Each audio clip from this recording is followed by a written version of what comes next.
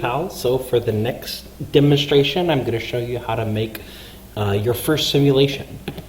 So from a prefab system point of view, we just drag in our God, and then we go into basic particle systems. We drag in wavy line particles.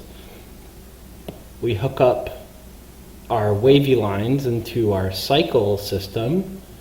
We make God active. Turn all in edit mode on, data is active, and then boom, we got our particles. It's hard to tell that those are particles, but I promise they are. But let's go through that and build it step by step again. So I'm going to delete everything. I'm going to make a new object. It's going to be God. I'm going to add God. I'm going to add data. We're going to make it all in edit mode. We're going to make them both active.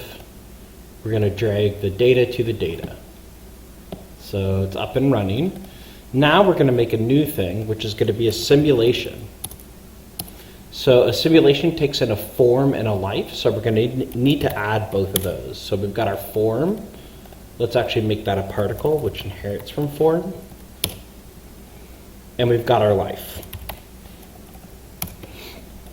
We need to choose how many particles we want this to run on, so let's just make it 1,000 for the heck of it. We're going to have to set the debug material just so we can see it, so I'm going to make that particle or 0.16 debug.